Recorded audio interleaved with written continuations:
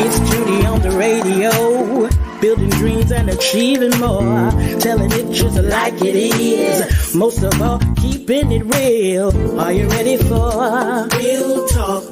Changing lives and communities. Real talk. Saving all our families. Real talk. Bringing hope for you and me. Real talk. Real talk with Judy. Real talk with Judy on the radio. Real talk with Judy. Real talk with Judy on the radio.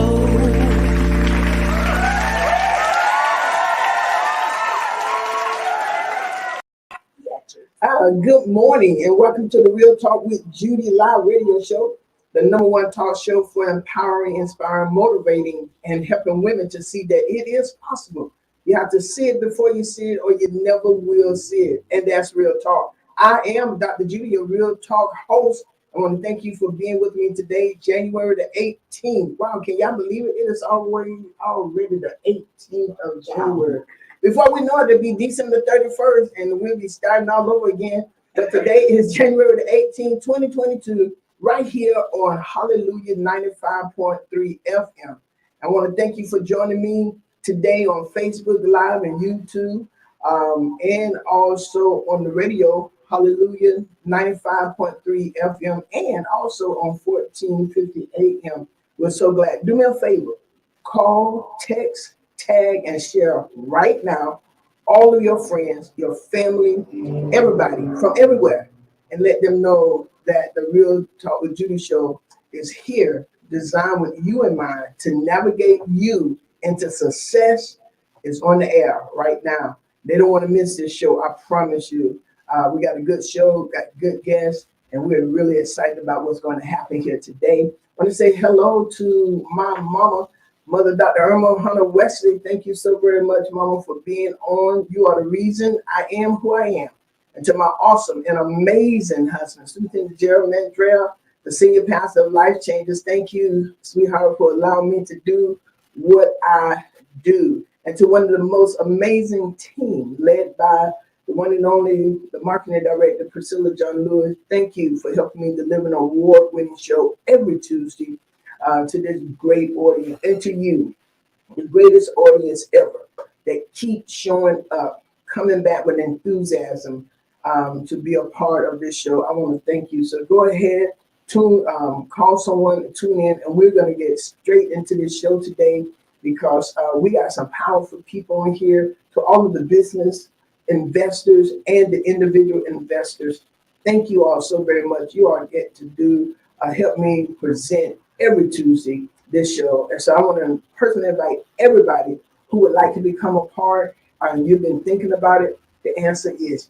yes. Go ahead and do it right now, because this is on for you. We're going to get started, and we have in the studio with me, and I'm very excited to have back. I love her so much because you never know what we're going to get. Every Tuesday, I wait on her to get out the car, and when we run in together, I never know who's coming in. But I'm so glad to have her, and she's still here right now in the city. And so we want to thank you, Doctor. Y'all already know that's Dr. Q. Dr. Q. Hey guys, you know I love you. And I'm honored to have with us today, Dr. Q. I have 3 people that I greatly admire and respect. I respect their voice. I respect them as individuals. Yes. And I'm so honored to have them with us today. First in the studio with me, I have a young man that I admire. I watch him. I just watch how he does things. And I really admire you, Attorney Akbar. I really do. And so for those of you who do not know who he is, this is Attorney Mutaqee Akbar. Oh, I think I said it right. Did I say it? You got it perfect. I'm practicing. I can't mess with this young man, because y'all, number one, he has his own law firm. He's a Black attorney. I guess y'all can tell that.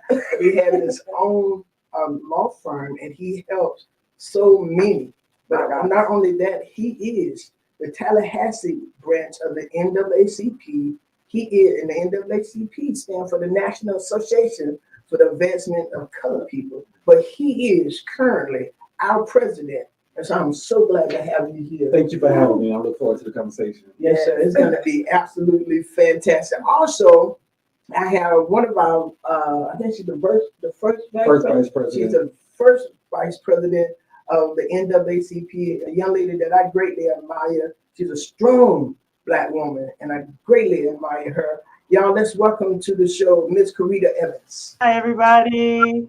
Welcome, welcome, welcome. Thank you for having me. I appreciate it. And I'm We're glad so I'm glad here. you. I'm ready for you too, Karita. I know you got a lot to say, and we're ready. No, what are you talking about? Oh, me. Yeah, that's why I cut out some of the stuff because I know that we got a live show here today. With some good speakers, and we want the people to hear. I want them to hear our heart. And my final guest for today is I call her one of the leading ladies of our cities. I call her that because she's a woman of wisdom and wealth, and in our city, and she's the former first lady of our Tallahassee Branch NAACP. That is the one and only Dr. Constance Hicks Evans. Good morning, everybody. It's wonderful to be here with you. Thank you so much, Judy, for having me. I'm so glad to have you here with us, Dr. Evans. It is absolutely fantastic to have all three of you here on the show today, along with Dr. Q. And we are excited to have you. Today, our discussion is going to focus on WIN, which is Women in the NAACP, but we're going to talk more than that. But we're going to get ready to get started. Dr. Q, I wanted to ask you this question. Growing up, when you heard you heard NAACP, what do you? Now I know you're not as old as I am, but what did you think NAACP? My father was the chief of minority business, so I was well versed in NAACP and just the advancement of Black businesses. So I felt like it was empowerment. It made me feel like I could do anything, that I didn't have any limits because of my color. Yeah, and I'm from Fort Lauderdale. So when we heard the NAACP, the Black people, we thought we were. I mean, the NAACP really meant something for us down there. But we marched, we rallied. I was a little girl sitting up there going, "We're not gonna take this." and all that kind of, yeah, I was excited for the NAACP because I felt like it was a real sense of empowerment. We had a whole lot of people who were surrounded you, who cared. My dad was one of the first sheriffs in Broward County. Wow. And so, yeah, he had to deal with a lot of prejudice down there. Sure. Yeah. Mm-hmm. So, what are y'all in? Karita, you're on a whole different level than us because your dad was president for 14 years. Dr. Evans, he was your husband. So, what do you all? I saw so many women growing up that had a voice. So for me, it's always been ingrained in me. I don't know anything but women in NAACP. I don't know anything but men in NAACP because that was pretty much my whole upbringing. Watching my parents march, watching my parents make moves, make decisions, and not just for their family, just for the community in the whole. So that's all I know. So me being a part of the NAACP, me being vice president for the last couple of years has just always been something that I've been with. I've always been behind the scenes, so this is new for me, actually being in front of things. I'm getting used to it, and that's why I'm constantly telling Mr. Akbar, "Hey, you don't need me to do that, do you? You want me to write you something?" I'm like a lot of the women that were in the forefront of starting the NAACP. I've always been behind the scene, making sure everything is taken care of in the back. And so now being pushed forward is a little new to me, but I'm not shy. So not by any means. Dr. Akbar, your message Saturday really touched my heart, and you championed Dr. Charles Evans as a fireman. And when you talked about, I don't know what happened to me. I told my husband, it's like something like on the cartoon, something that's really, really spoke to me Saturday.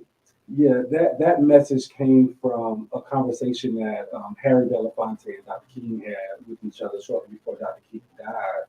And I spoke about it also at the unveiling of the King Memorial down in Bridgetown as well.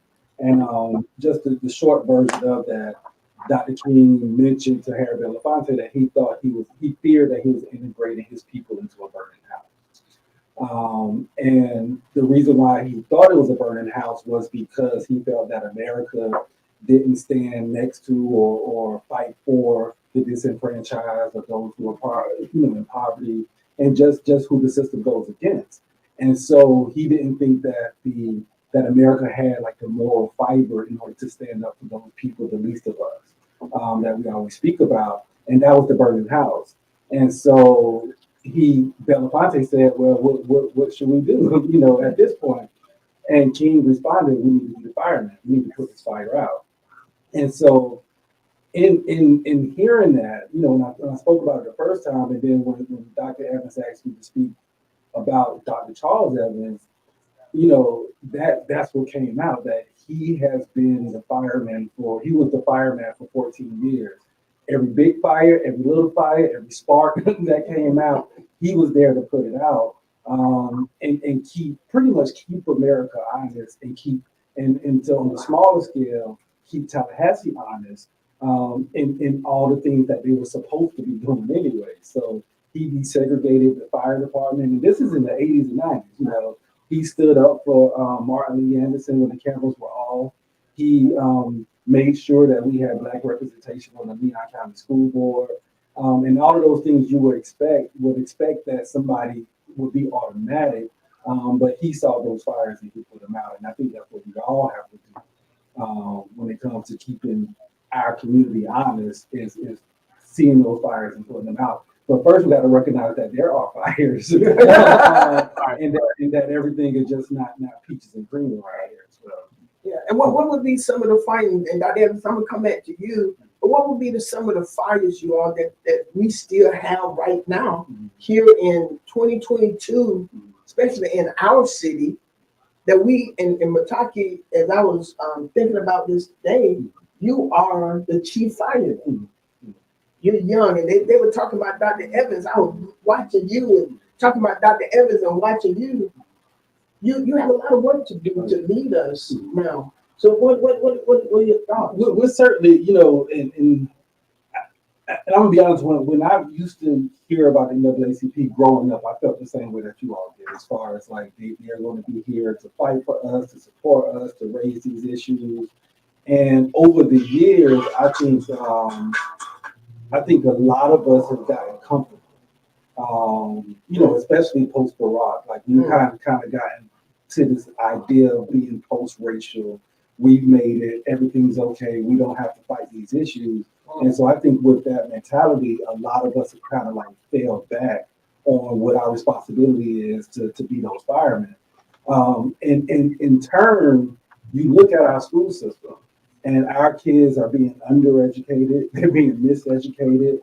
We don't have as much representation as far as teachers, and they do a great job as far as administration and everything, but all of those things, they getting suspended more than any other kid, they get expelled more than any other kid.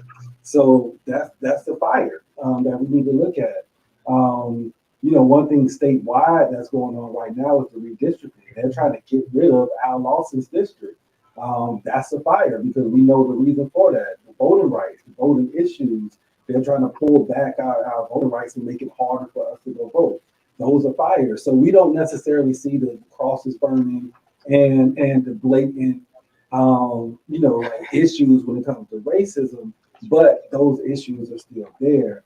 Those were just to name a few, but there's plenty more. 32304, the poorest neighborhood, the poorest zip code in the state of Florida, in Leon County, where we talk about it in passing, but we're not doing anything to really address it. The anatomy of a homicide. The majority of both victims and offenders with homicides in Leon County are Black males. That's a fire. And so it's not always necessarily what, the white man is doing. It's what systemic oppression, systemic racism, systemic, poverty, all of those things have put us in certain spots that we need to pull ourselves out of, and hold the community accountable, or elected officials or whoever accountable to help us get out of those situations. And Dr. Evans, I know that you have walked right beside Dr. Evans in making sure that these things were to be, whether you were front or behind, but Dr. Evans, we know you were right there. And so Attorney Akbar just named so many fires. What are your thoughts, Dr. Evans? Well, thank you for asking. Basically, the struggle continues. And I know you've heard that an awful lot, but it is true. And you're absolutely correct. The same issues that we were fighting for 20 years ago have resurfaced. And we're very, very concerned about our youth and what's going on with them. We don't want them to have to face the same issues that we did, voting rights, etc.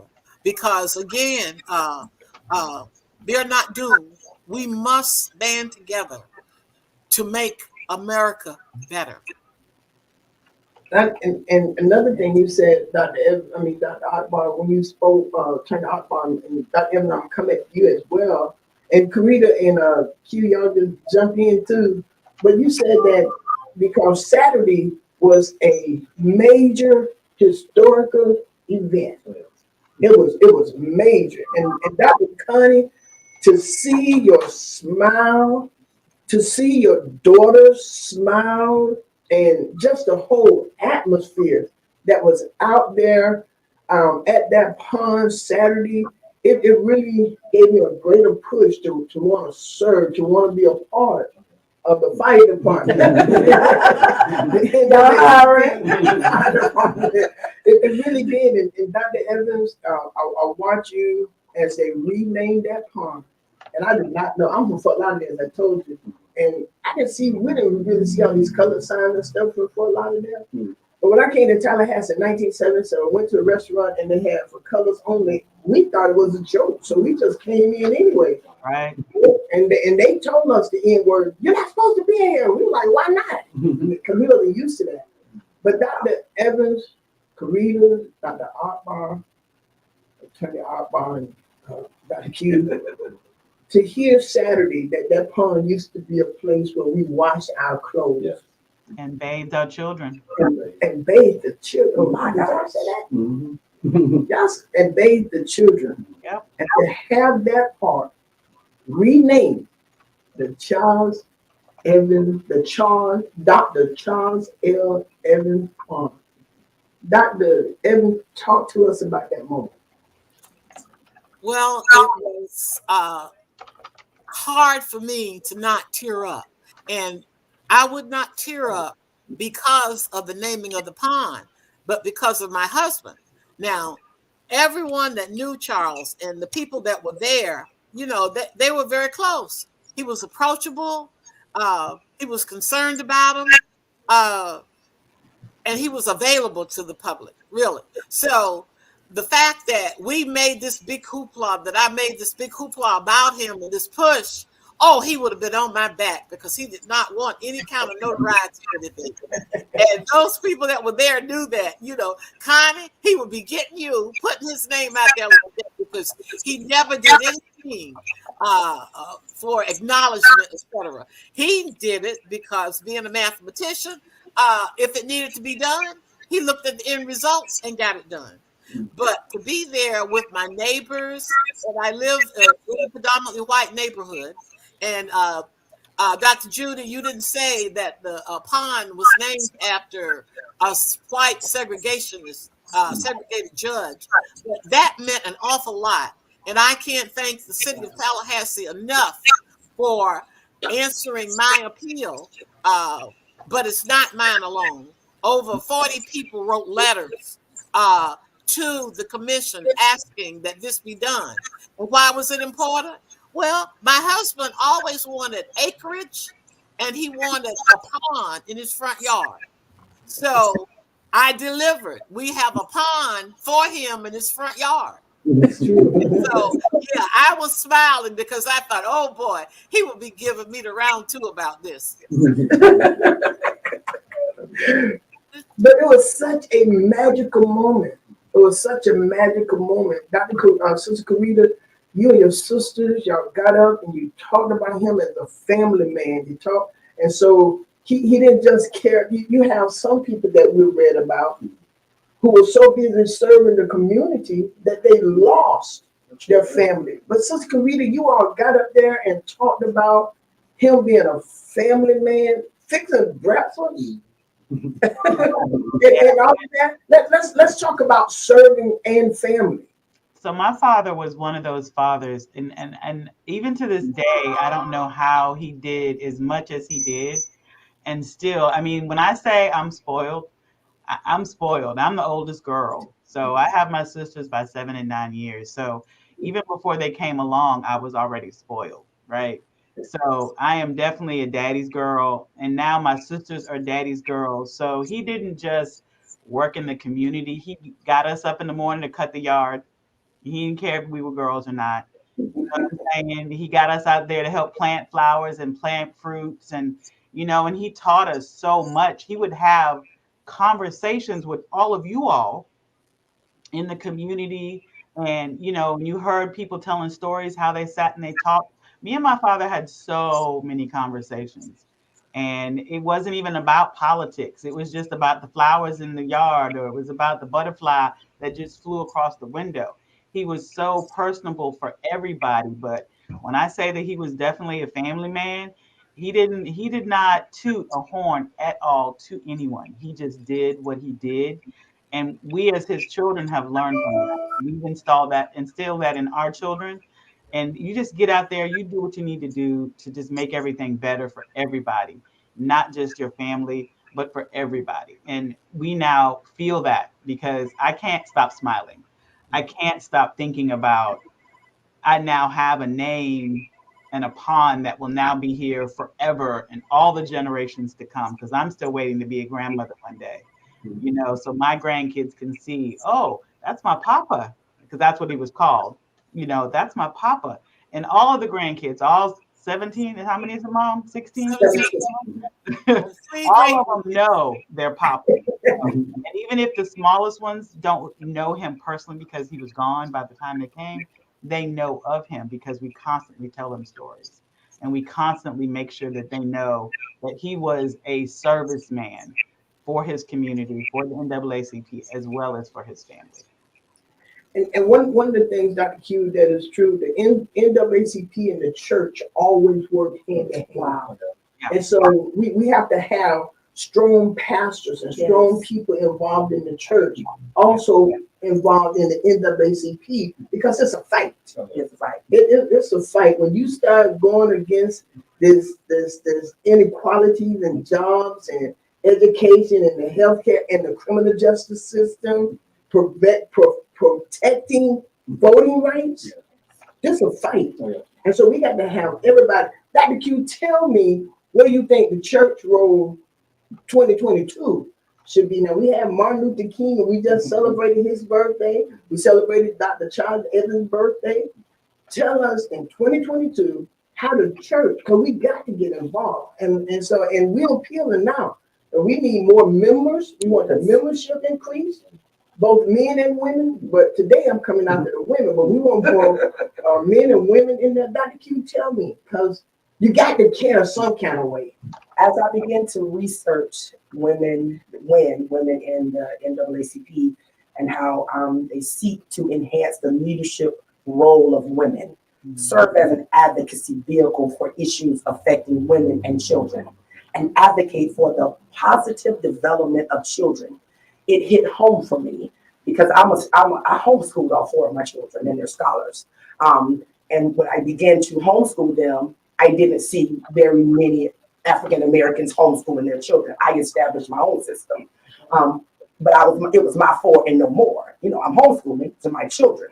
So when I became the youth pastor at Pastor Greg James Church, and we were in where were we? Not 4th Avenue.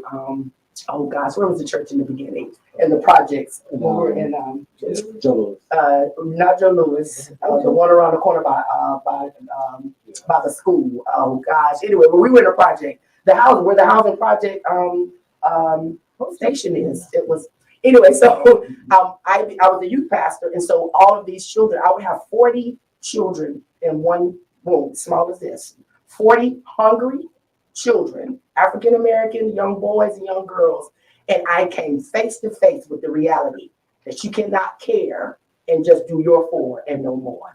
So that's how I began to advocate for young boys and young girls and for the food. I mean, they would come hungry and we would feed them. They would color. We would teach them about the Lord. We would teach them that they were valuable. They got up every Sunday and they would say something like, I am beautiful. I am smart. I am intelligent. I'm the next lawyer. You know, things like that to encourage them to look beyond where they were and see that they could go further, even though they were in a position at that moment and tell where they could go and show forth their real abilities. Yeah, just what you're saying too. If you have to think about what our theme is for the win, you know, it speaks volumes just from what you said, because we have to have those open hearts to be able to touch as many people as we can, especially our women and our children. And that's the theme of the win, is to, you know, put your hands out there, open up your hearts, and bring everybody together like we should be. And that's why I'm so excited about this committee, and kind of the relaunching of it, like you said, and that you volunteered to take it over, Dr. Judy. Thank you. It's such an important piece of the NAACP. One of the things that I've recently heard, somebody said, well, NAACP is a boys club, a gentleman's club, or something like that. And I can understand how somebody might get to that, see it that way. But we want to, NAACP has always been about empowering everybody, of course. But the women that plays a role in the NAACP, the nurturing nature of women, just in general, when it comes down to civil rights, when it comes down to, like you said, like protecting our children, and making sure that our children, you know, get what they need. It's why I'm so excited about WIN, because I know that us relaunching it and having an active committee will touch on issues that you know we probably haven't seen before, and make sure that we really advocate for those people who really need it, from children to women, and all those issues that's coming about now that's affecting souls. You know, the great deal. Yeah, we got a lot of issues affecting women and children, and they have to have that strong voice. And women got a way of connecting with women that turn out. I'm so glad that you allowed us to have this, to relaunch this, because we need it. 2022, we need it. We need to let women know that they're a part of an organization. Number one, they had 3 or 4 women who was there who helped organize the organization. It was up front and personal. Yes. And you have to be courageous to walk with the NAACP on the front line. You got to be courageous. So Dr. Evans and Sister Karita, they're helping us launch this, because we have to have courageous, and there'll probably come a time that a bullet come at me. Hopefully not literally, but Dr. Evans will be able to say, okay, Judy, Karita, and the leadership team, because it won't just be us.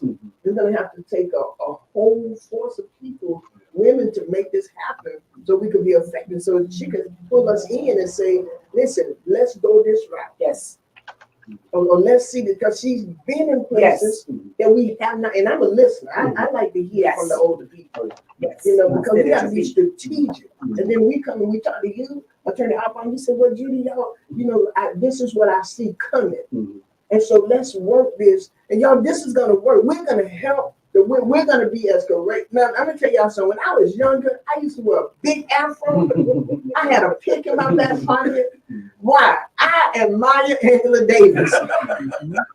Angela Davis was my girl. She was in that court. She wasn't a friend. She wasn't anything. Her IQ was 173. And when she came to Tallahassee, she fooled me, because she was just a little short, bright skinned lady. I thought she was this dark-skinned black woman with this big afro, right?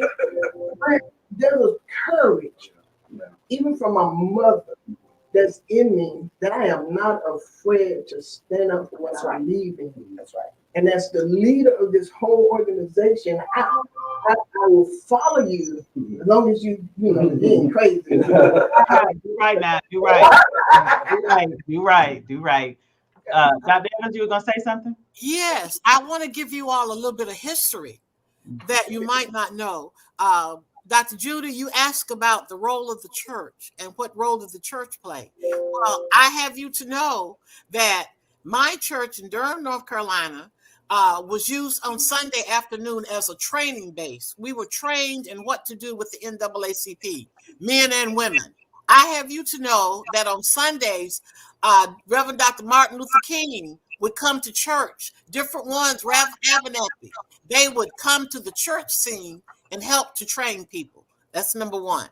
Number two, I want to make you aware that women in the NAACP, the Tallahassee branch, Patricia Stevens-Dew, who is a female civil rights activist, they've got a street and zillions of things named after her in Tallahassee. Women in the NAACP had a luncheon for her. She and her daughter wrote a book about the civil rights movement and her activities. It was so successful. However, like a lot of things, we have let things lapse, and I'm so excited that we can pick up things and shine light on those persons that are doing things so that the community will know, hey, we've got this person, that person that's doing this and the other. And that's why I'm happy to be on this show, shows like that, informing the community about what's going on, because we have lost that avenue. Well, I'm gonna be the first fruit. So sign me up. Yeah, and I'll have mine. I'm going to advocate for. Let me get a good number. 44 is my favorite number. I'm gonna strive for 44 this year. Women to join. All right, that's what I'm talking about. That is awesome. That's my favorite number. So. We're gonna do it this Thursday, January the 20th at 7 p.m. And I think that to have it really, to have more input, we'll have an interest meeting. Sister Karita, Sister Dr. Evans, Dr.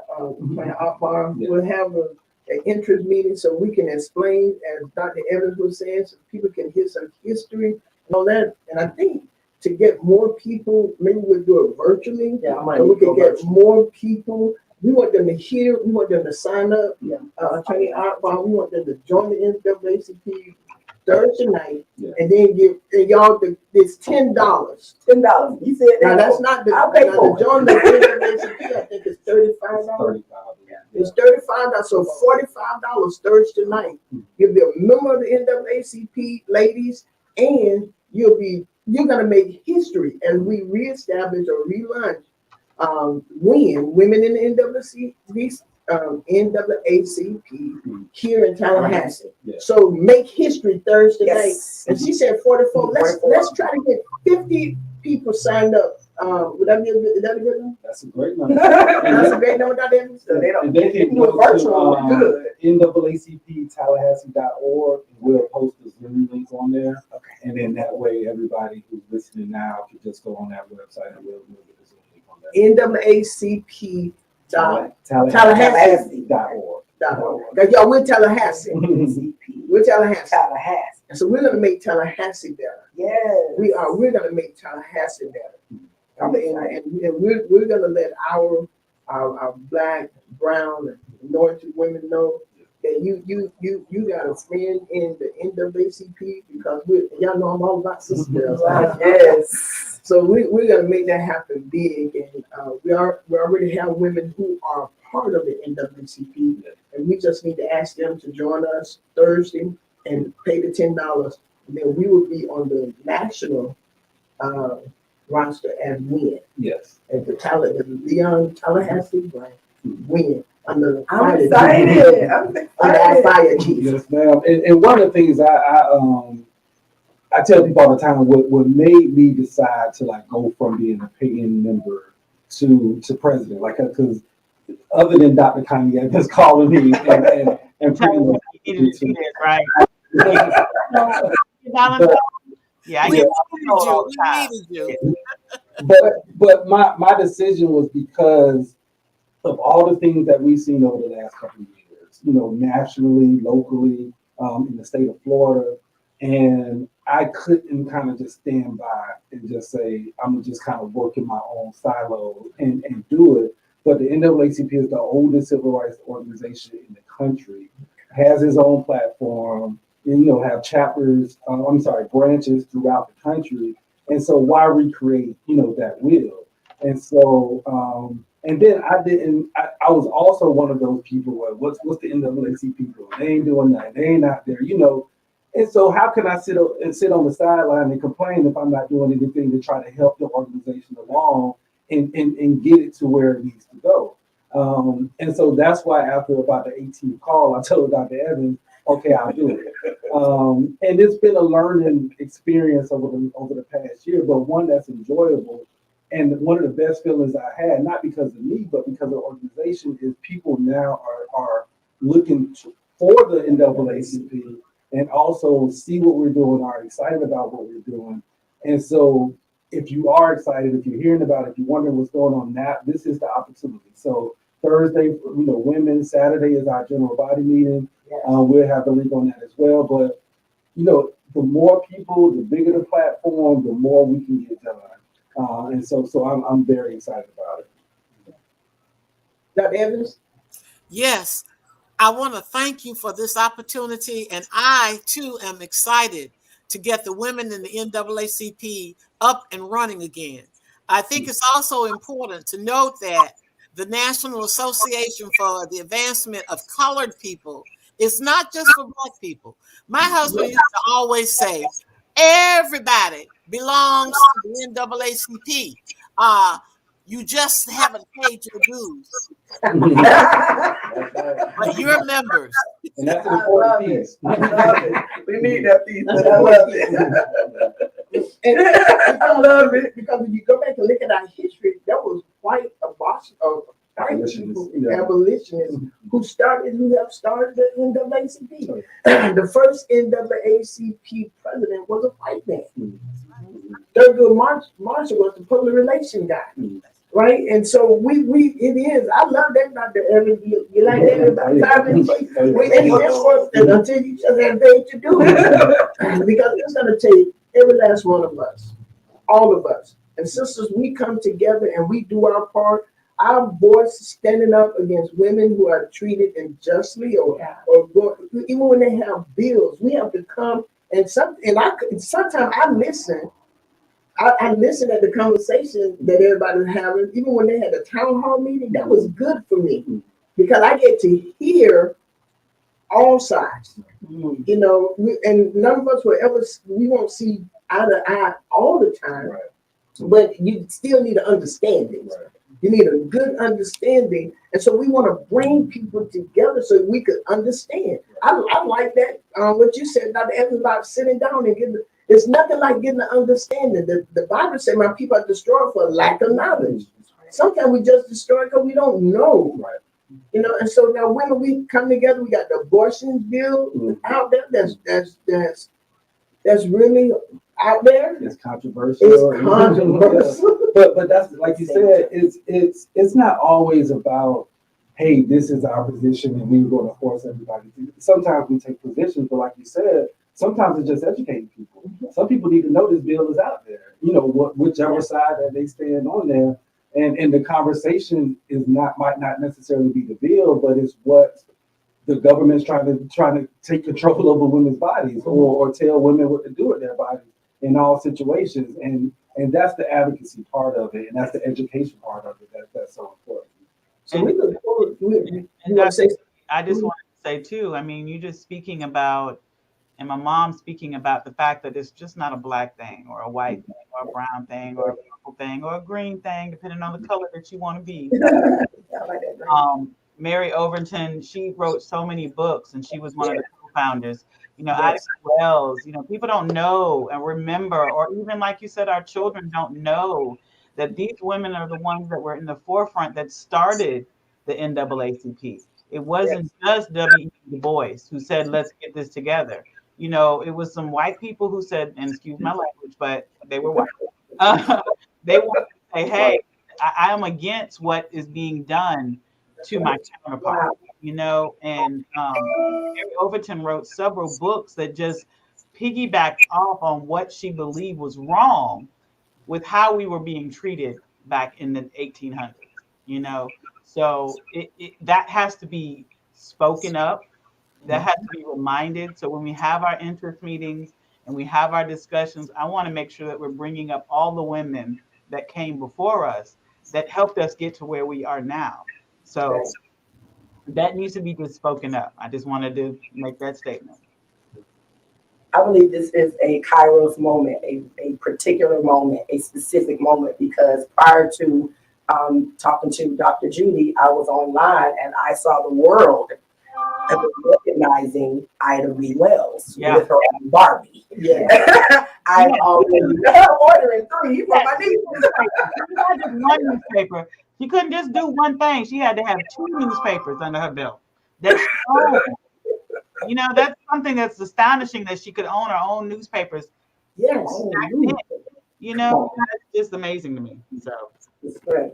Yeah, and as I went back and looked, I ordered a couple of the books. Yeah. Because I said I need to know even more the history of the ladies who started this organization and the ones who's still going, because if you're going to leave something, you definitely got to know who footstep you're walking in. It's the reason why they're trying to take away our history. They don't want to empower us. And that's the important part. When you read that history, you get empowered and motivated.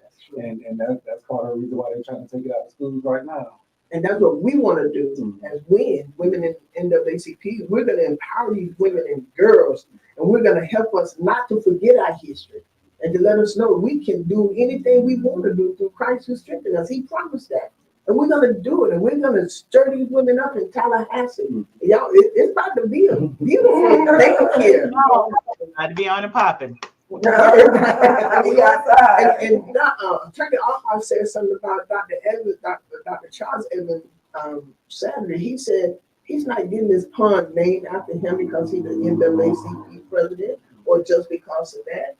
But this man put in work. Right. That's right. Yeah. Dr. Akbar letting us know right there. I keep calling you but Dr. That's my daddy. I take my daddy title. You can take your daddy title. We'll take our daddy titles. Judy, Dr. Judy, can I make just one comment to the listeners out there? I want you to know that whenever you see Dr. Akbar or Judy or anybody with the NAACP, please congratulate them, because this is a non-paying job. Dr. Akbar, you have never worked as hard as you work as president of the NAACP. So this is a non-paying, it's strictly a volunteer job. And for those of you that volunteer things, please keep up the good work, because it's needed. It is really needed. Yeah, and one of the things that I wanted to add is too, even if we talked about the $45 membership, but if you listening or you know somebody who can be a part of this that might not have the $45, still come. Yes. Pull somebody to the side and say, hey, I want to join. I want to be a part of this. I might not have the $45. We'll figure that part out, because I think it's important for us to have the voices and the ears of every single person in this community. One of the most inspiring people at the town hall meeting that we did was not homeless, but she was a single mother of 6. Yeah. And her story resonated with every single person there. Yeah. And it wasn't the commissioners, it wasn't the people that's running for office whose statement left a mark on everybody. It was her. And so we need those voices as well to be a part of it. Also, too, President, we also need those volunteers to come help with our committees. You don't have to be a chair of a committee to come and volunteer and bring your services, because there's so many smart, intelligent people in this community, and we want to tap into some of those benefits. And Dr. Judy, you can attest, you being chair of WIN, it's not easy. And like Mom said, and that's my mom, by the way, y'all, if y'all didn't know. So just like she said, this is all a volunteer basis. When we get out here and we're doing all this stuff, we need your help. We can't do it all by ourselves. The president can't do it all by himself, even though he tries. He's like on every he's on every single committee. And then when we say we don't have somebody that needs to be a chair of a committee, he steps up and says, well, I'll be the chair until we can get somebody. So that just means me meeting after meeting after meeting after meeting. And just like my father, he also has a family that he has to take care of. So y'all come help us. come be a part of our organization. Come volunteer to be on a chair. You know, there's so many different things that we want to do. And I know women's going to be a part of all that because that's just how women are. You know, we plan something, we're going to put something together.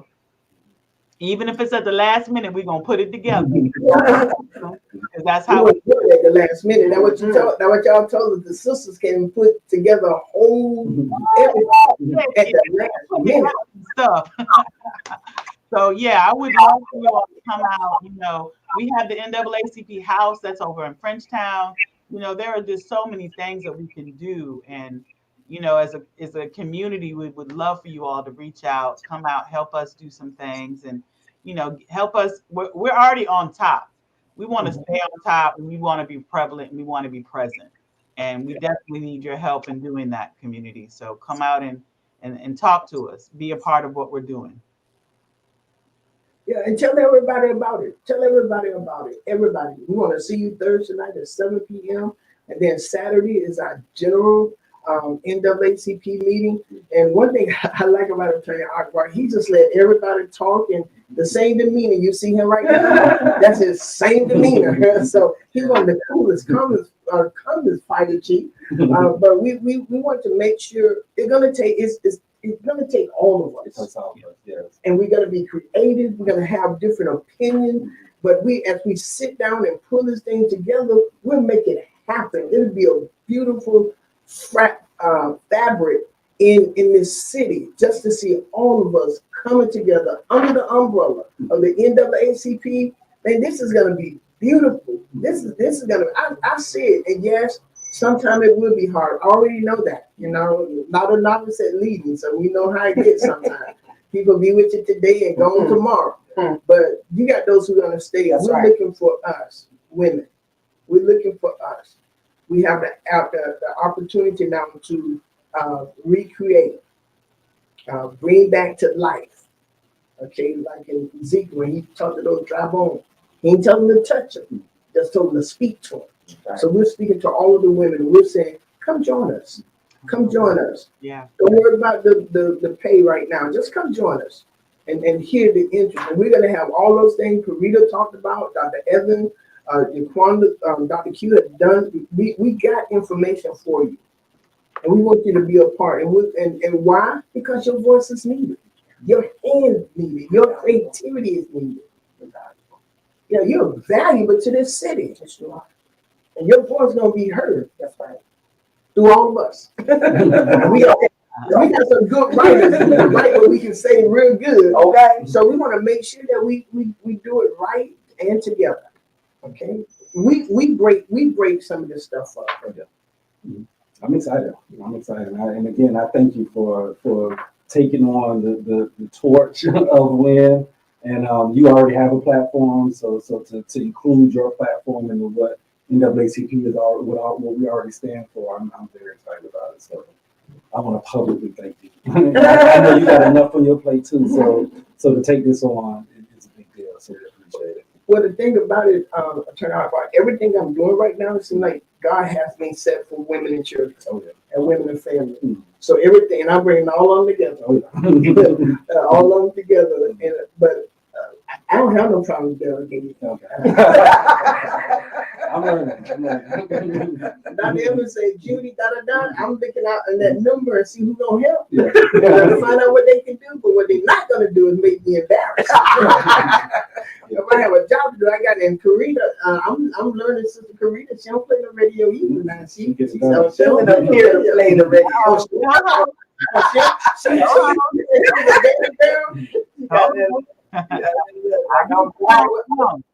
What'd you say, Karita? I'll be your co-host. The three of us will be right there together.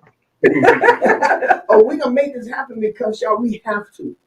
Our city's in trouble as far as women and children are concerned. We got the homeless issue. We got a whole lot of issues to take up. And so when Attorney Akbar said the NAACP, we're looking at how does it focus on women? How does it affect the girls? And so we'll look the children. I sit on the commission that stands for women and girls too, so I know girls, children. But everything God has been doing at this time is the focus of the family as far as the women and the children are concerned. And y'all, we're gonna make it happen. why has he got me doing this right now? I don't know. I read a lot about Harriet Tubman, and I like to say, you're going to be free or die. I'm going to kill you. Because we have a right to be free. Too many people have fought for this. And so, Dr. Evans, give us some closing words, then you, Karita, and then you, Dr. Q, and then Dr. Akbar, you close it out. Y'all got about a minute apiece. I'm going to say, come join. We need you. You are already a member. You just need to come and pay your dues. Give us your time and your talent. And Dr. Evans, it's a pleasure having you here today. I am most honored. Thank you so very much. I admire you greatly. Thank you. Thank you. Love you, Judy. I love you. Sister Karita? Well, as my mother so politely said, come join us. I've learned from the best. I'm learning from Dr. Judy now. Now she's making me want my own talk show. This looks like a lot of fun. So, learning from my mom has just been such an awesome experience. She is one of my most treasured mentors. I talk to her every day, all day, 2, 3, 4, 5, 10 times a day. So I am so blessed to still have her in my life. And I was just so blessed to have my father to teach us the way that he's taught us. Mutaqee can attest to remembering my dad from high school. So it's just an honor, that you asked us to be on here to get the word out for WIN, get the word out for the NAACP. And please, guys, when you see me, touch me, say, hey, I really want to come join. I really want to come do some stuff. The president and I, as first vice president, will put you to work. Oh, yes. Yeah. And I can't add too much. The website is naacptallahassee.org. We have like an active secretary now who's putting out information. Yeah. You might get 12 emails a day. But you cannot say you're not informed. Exactly. It's a far cry from 12 a year. And so we'll get you the information, we add you to our email address. There are about 21 committees in the NAACP local. Wow. So we have somewhere and something for you to do if you join us. And again, we have a whole calendar set out. We have a lot of work to do in this community. Come help us do this work. Yeah.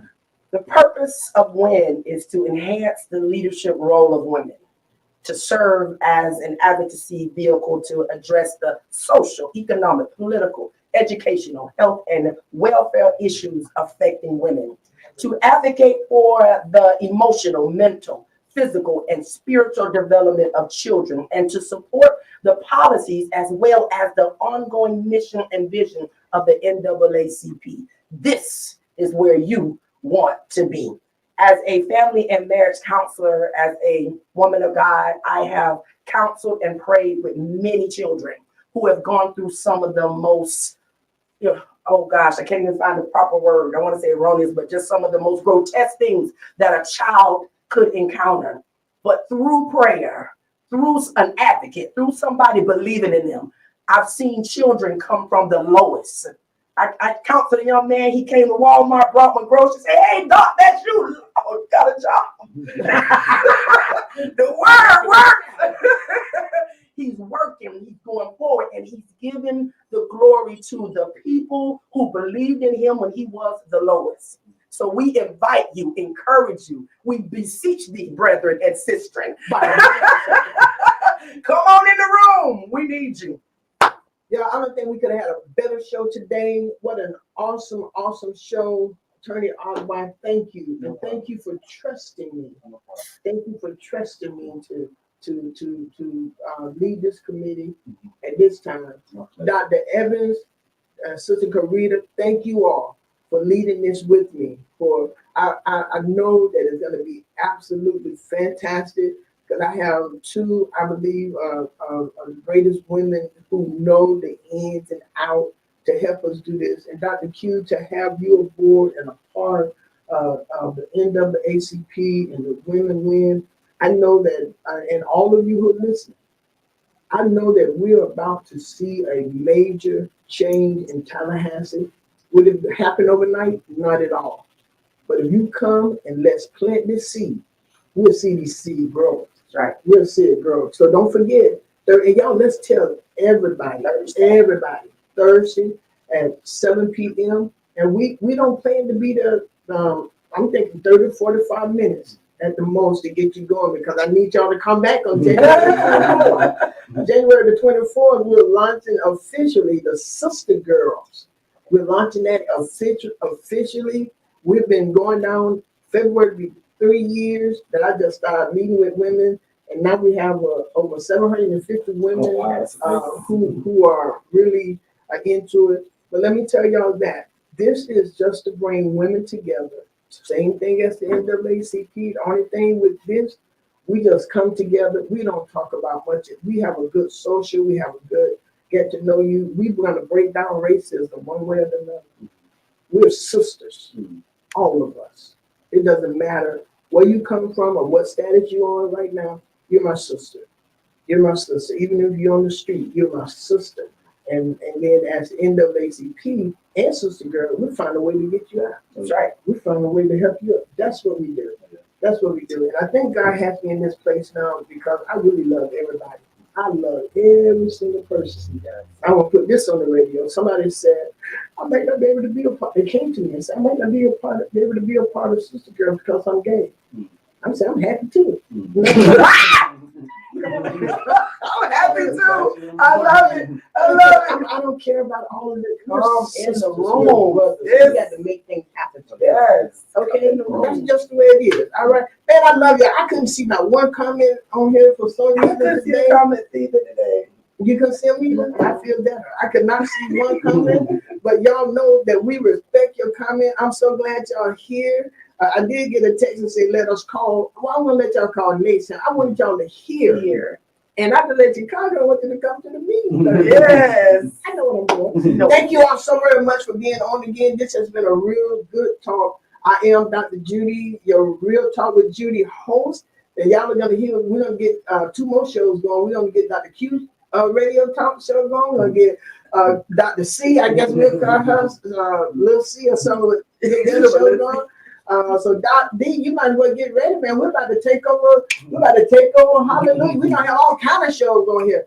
But I am not your producer, so I guess I stir up the gift, but you got to see Doc D. Doc D will produce you out the wall. Yes. Oh man, he will make you, and I'm doing well because God has blessed me.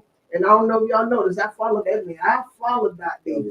I follow him. You got to follow, you got to know who's blessing you. All right, that's a whole nother story. God used people to bless you. And Dr. D, thank you for helping me to produce what I produce, y'all. And I know it's good. And so I want to thank y'all again. Join us in Bible study tonight at 7:30. That's Life Changers. Join us there, Bible study. And Sunday, y'all, one of our sons, Marvin Bowman, is having his birthday celebration at the church. So you're going to be in. Come on over there. It started at 11.